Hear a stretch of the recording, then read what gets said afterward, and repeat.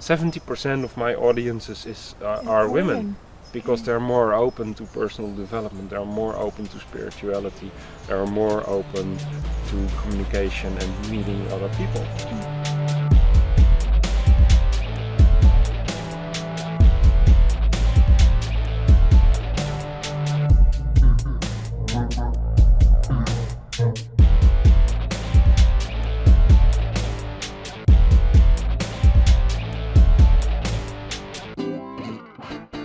Hi, welcome Robert. Thank you for having us here in Haarlem.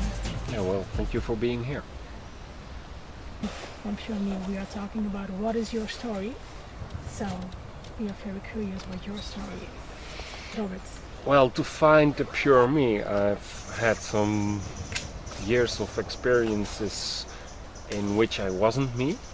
When I was about 15 years old, fully in puberty, I had a fight with whole the world, with myself, with my parents, my teachers, and everyone. So I needed something to express myself, and I found it in hospitality. So I've been a waiter for a long time. I didn't actually think through it. I just happened. One day I just happened to work in hospitality. Okay. I learned a lot. I drank a lot. I used a lot of coke and other drugs. For me, that was celebrating the life I had. But now I realized that it was not celebrating. It was kind of celebrating, but I was hiding for the truth. I was hiding for the pure me. Mm-hmm. And later I discovered my real talents and my real passion, and it had something to do with hospitality, it had something to do with people. Mm-hmm. But it took a long time. Yeah, a different way. Is it that you still use a lot of things from your hospitality experience in your work now? If you look back, is it something that you can say, I wasn't aware of it while I was working in the hospitality? When I was working in hospitality, I wasn't aware of anything. How did you make the switch? Because it's a big switch if you're talking about hospitality. 20 years, it's totally different lifestyle. Yes, it is. More spiritual way you are right now. Yeah. It's huge. So how did you manage to change that? At first I hadn't the confidence in myself. The main thought I had was, who am I to share a message, or who am I to ask people questions that bring them closer to themselves? So a lot of doubts. So I didn't give up my successful company in hospitality at that time to do something new. So it took a long time to let that go and wholeheartedly do my inspiration company. Because you were a little bit afraid. Yeah, I was afraid of myself. If you were good enough, or if the message was good enough, or mostly myself. If my feeling was I'm not good enough. I learned it later on, a hard way, but I learned it. What do you mean with a hard way?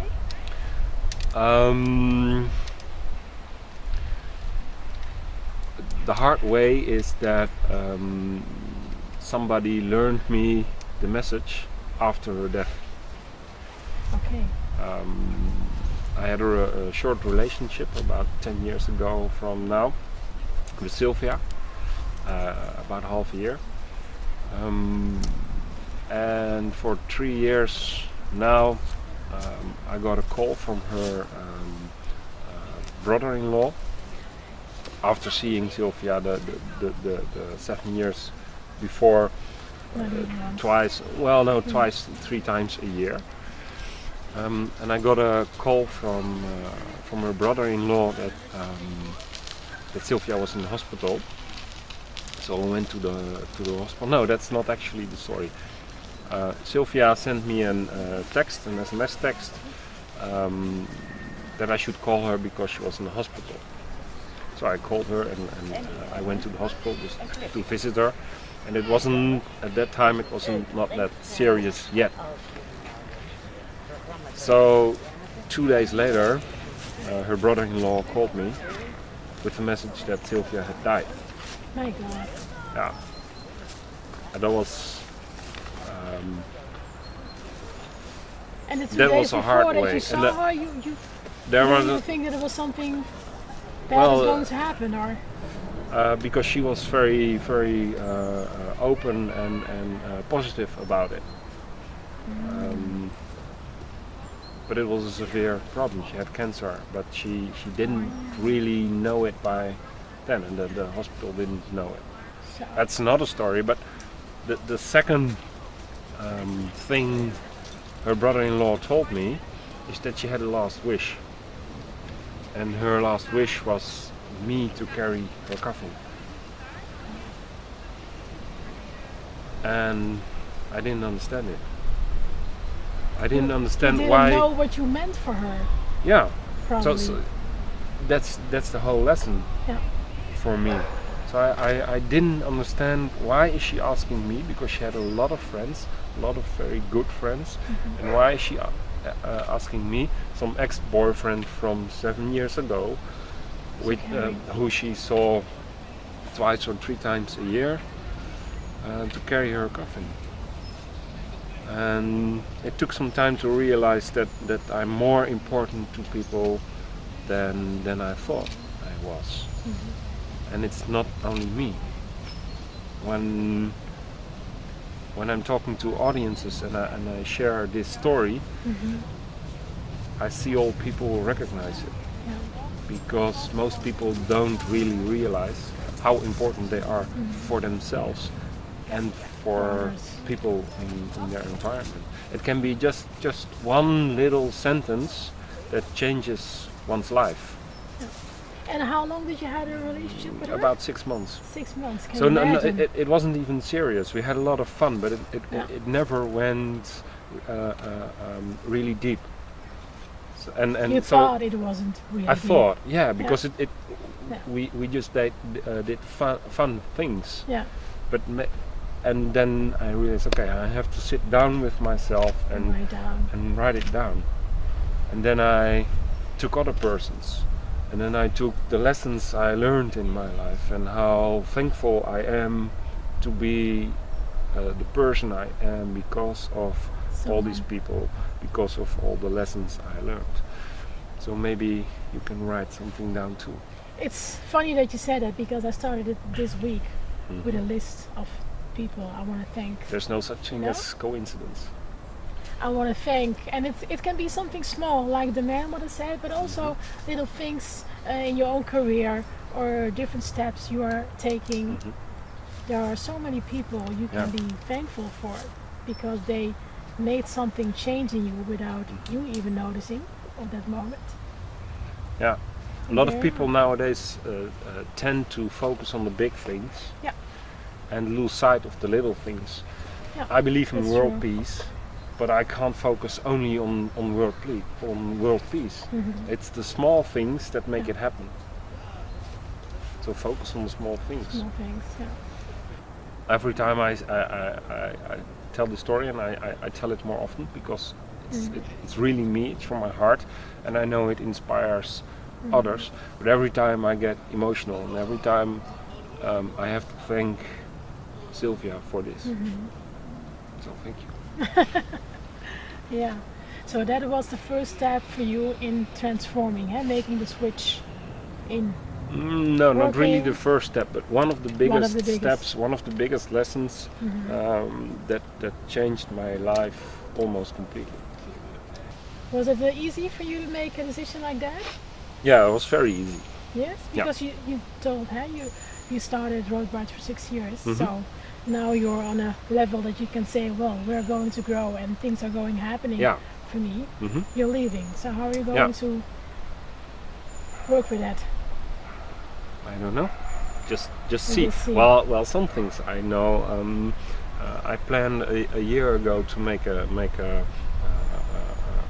to go to the next level, or to make the next step to go international, to translate my training in English, and to write in English, and so I can make it available for more people in the world.